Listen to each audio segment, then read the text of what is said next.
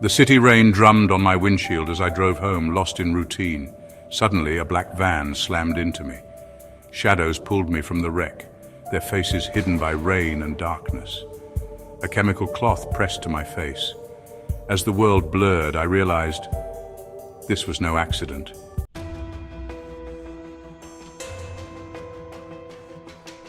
Consciousness returned not as a gentle dawn, but as a violent stabbing pain, a needle. I felt it slide into the crook of my arm, a sharp, cold violation that jolted my system back to life, but only partially. My eyes fluttered open to a world of motion and shadow. I was in the back of the van, the city a stream of fractured light through the grimy rear windows. My limbs felt like lead, heavy and unresponsive, a disconnect between my brain's commands and my body's ability to obey. Panic tried to claw its way up my throat, but it was a dull, sluggish thing, muted by the drugs coursing through my veins. The world was a slow, syrupy mess. I tried to speak, to scream, to demand answers, but my tongue was thick and useless in my mouth. Only a low groan escaped, a pathetic sound that earned me a gruff shove from one of the shadows beside me. I could see them more clearly now, two men dressed in black fatigues, their faces obscured by ski masks. They moved with a chilling efficiency, their silence more menacing than any threat could ever be. They were professionals, not street thugs. This was something organized, something cold and meticulously planned. I was not a victim of opportunity, I was a target. The thought sent a new, colder wave of dread through the chemical fog in my mind. The van rumbled on, a metal coffin on wheels carrying me to an unknown destination. Every bump in the road was a jolt of agony, a reminder of the raw powerlessness of my situation. I focused on the sounds, trying to piece together where they were taking me, the constant hum of the highway, the occasional roar of a passing truck, the rhythmic thump of the tires on pavement, but it all blended into a meaningless drone, offering no clues, no hope. My mind was a prison inside a prison, trapped in a body that wouldn't listen, hurtling through a night that had no end. The rage I felt earlier had cooled into a hard, dense knot of dread in my stomach. Then the motion changed. The van slowed, turning off the smooth highway onto a rougher surface. Gravel crunched under the tires. The engine whined as we climbed a steep incline. We were leaving the city behind, heading somewhere remote, somewhere isolated, somewhere no one would hear me scream. The back doors swung open, flooding the dark space with a harsh, sterile light. They grabbed me again, their grips unforgiving, and hauled me out into the cold night air. The drug was pulling me back under, the brief window of awareness closing fast. My last sight was a stark, brutalist concrete building against a starless sky before the darkness took me for good.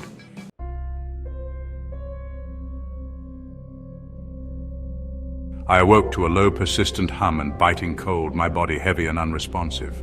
Harsh white lights glared above, the ceiling seamless and sterile. The rhythmic beeping of medical equipment echoed my own heartbeat. I lay exposed on a metal table, surrounded by surgical tools and IV lines.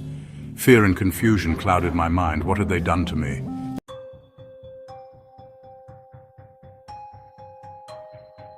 Adrenaline surged as I swung my legs off the metal table, feet slapping the cold floor. Unsteady, I forced myself upright, drawn to the mirror across the room. My reflection stared back. Grey eyes, angular jaw, a stranger's face. Panic rose. This wasn't a dream, and they had erased me, stitched a new identity onto my flesh.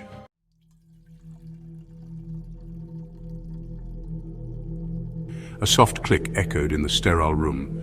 A door slid open, and a woman in surgical gear entered, her eyes calm and devoid of emotion. She held a clipboard, her voice crisp and clinical.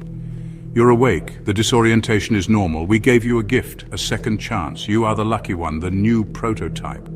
The words were a mockery. If I was the lucky one, what happened to the others? "They didn't survive the stitching," she said. The hum of the machine sounded like a funeral dirge. I wasn't reborn. I was a grave. I was a...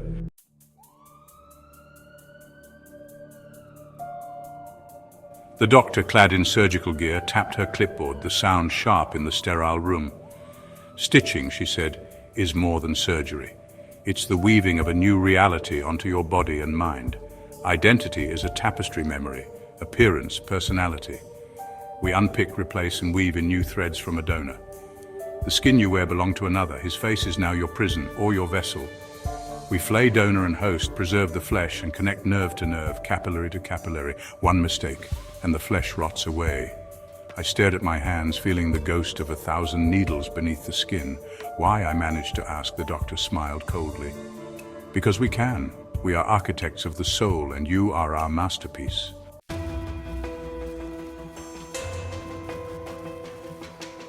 The doctor activated a monitor, revealing a gallery of failed experiments, faces twisted, skin splitting, patchwork horrors.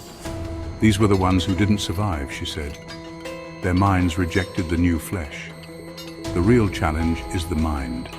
Identity rejection syndrome. The psyche fights the alien body, leading to madness.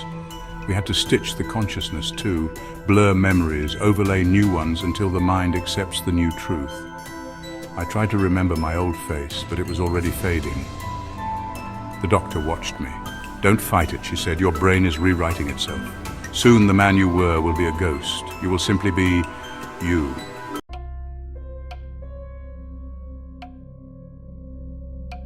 The doctor pulled back a sheet revealing a corpse, my face, my body, lifeless and pale.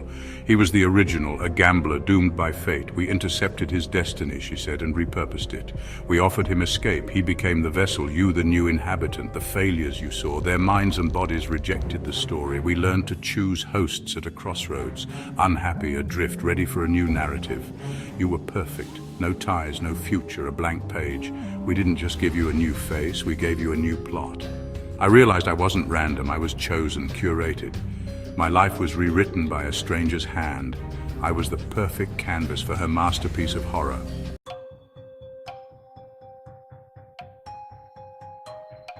The doctor covered the corpse and turned to me. The final element is purpose. We don't just give you a new body, we give you a new drive. The man on the table was a killer. That instinct is now stitched into you. You feel it, don't you? The calm, the focus, the predatory stillness. The old you is almost gone. You are not a victim, she declared. You are an upgrade. We stripped away your mundane shell and replaced it with a weapon. You are an asset, a tool. Your escape would only be the beginning of a new nightmare. I wore a dead man's face and carried his murderous soul.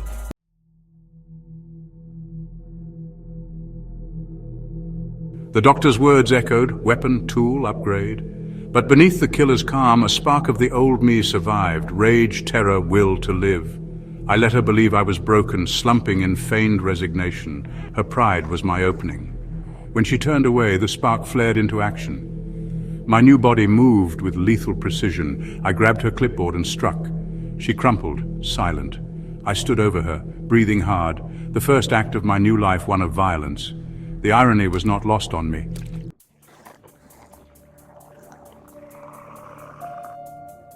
The doctor lay unconscious, blood at her temple. I took her keycard, heart pounding, and slipped into the corridor beyond. The air was thick with the scent of antiseptic and old blood. Steel doors lined the hallway, cells, cages. I was both hunter and prey, moving quickly past silent monuments to suffering. I had to escape. I had to tell someone. I had to end this.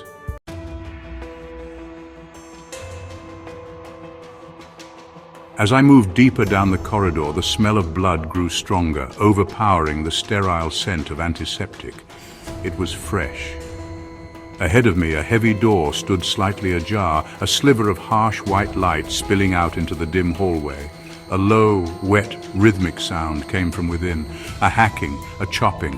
My killer's instinct told me to retreat, to find another way. But the desperate man I used to be, the man who needed answers, pushed me forward. I moved toward the light, my steps silent, my body taut as a coiled spring. I had to see. I had to know the full extent of the nightmare I was a part of. I peered through the gap in the doorway. The room was another operating theater, but this one was not clean. It was a slaughterhouse. Blood was everywhere. It slicked the floor in deep crimson pools. It spattered the white walls in grotesque patterns. It dripped from the edges of a steel table in the center of the room. Two figures in bloody surgical gowns stood over the table, their backs to me. They were working intently, their movements brutal and efficient. They weren't surgeons, they were butchers. On the table lay what was left of a human body, and they were dismembering it with bone saws and heavy cleavers. They were harvesting. My stomach heaved, and I had to clamp a hand over my mouth to stifle a gag. This was the source of the parts. This is where the donors were processed, where human beings were reduced to a collection of tissues to be stitched onto others. One of the butchers grunted and lifted something from the mangled corpse, a section of skin, perfectly flayed, which he dropped into a chemical bath on a nearby cart. The casual, industrial nature of the act was the most horrific part. It was just a job to them, a messy but necessary step in the production line of their monstrous creations. They were monsters creating other monsters. Suddenly, one of the figures stopped his work and stiffened. He slowly turned his head as if he sensed my presence, as if he smelled a new animal in his territory. His mask was stained with blood, but his eyes, cold and dark, locked directly onto the crack in the door. He saw me. A low growl rumbled in his chest, and he lifted his cleaver, its edge gleaming red under the fluorescent lights. There was no thought, no hesitation. He was pure predatory instinct. He took a step toward the door, his partner now turning to see what had alerted him. The time for stealth was over. The hunt had begun. Panic and instinct warred within me. Two armed butchers burst from the abattoir. I ran barefoot, the sound of pursuit echoing in the corridor. At a junction, I chose right, only to find a dead end. Trapped, I faced my hunters as the cleaver was raised. My new life was about to end.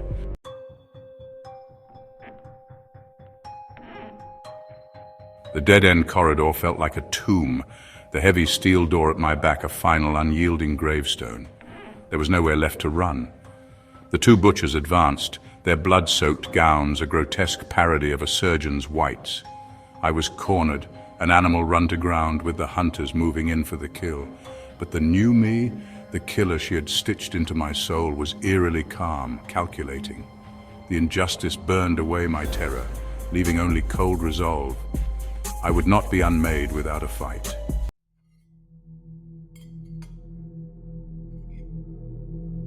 The butcher lunged, cleaver swinging for my neck.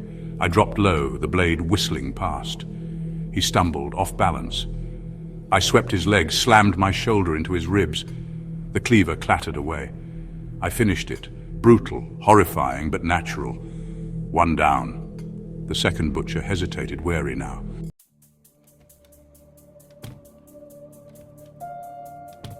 The second butcher stood frozen for a moment, his gaze shifting from his fallen comrade to me. The dynamic of the fight had irrevocably changed. I was no longer just a victim, I was a threat. His cautious posture told me everything I needed to know. He was a brute, a heavy hitter, but he wasn't a fighter. He was used to working on restrained subjects, on corpses. He wasn't prepared for a target that hit back this hard. I saw my chance and seized it. I dove for the fallen cleaver, my fingers wrapping around its solid, blood-slicked handle. The weight of it felt right in my hand. It felt like an extension of my own arm, a tool I knew how to use. He roared and charged, swinging the bone saw in a wild, desperate arc. It was a clumsy move, driven by rage rather than skill. I sidestepped easily, the saw's teeth cutting through empty air. As he blundered past, I brought the flat side of the cleaver down hard on the back of his wrist. I heard a sharp crack and he screamed, a high-pitched sound of pure agony. The bone saw dropped from his now useless hand, skittering across the floor. He clutched his broken wrist, his face a mask of pain and disbelief. He was disarmed, he was wounded, the fight was over, but my work wasn't. The doctor's words echoed in my head, "You are a weapon." I advanced on him, the cleaver held ready. The hunter had become the hunted. He backed away, stumbling over his own feet, his eyes wide with terror. "Wait," he pleaded, his voice cracking, "please." The sound of his begging was a strange music to the cold part of my soul. This was the man who carved up bodies, who participated in the creation of this hell. His plea for mercy was a hypocrisy so profound it was almost laughable. I thought of the man on the table whose face I now wore. I thought of the whimpering souls in the dark cells. They didn't get to plead, they didn't get a choice.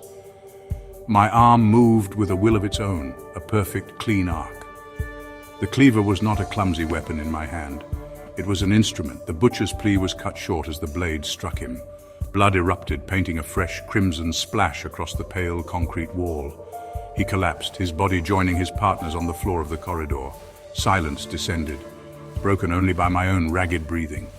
I stood there, surrounded by the carnage, the cleaver heavy in my hand.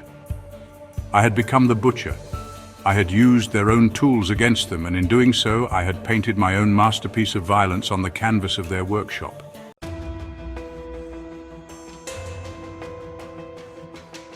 My heart hammered in the silence. I stared at my bloodied hands, the bodies, the cleaver. Horror and grim satisfaction warred inside me. I staggered to the steel door, no handle, no escape. Then a hidden seam, a chute for disposing failures. Before I crawled in, I saw my reflection. Hard, resolute. The doctor hadn't just built a weapon. She'd forged a replacement. Me.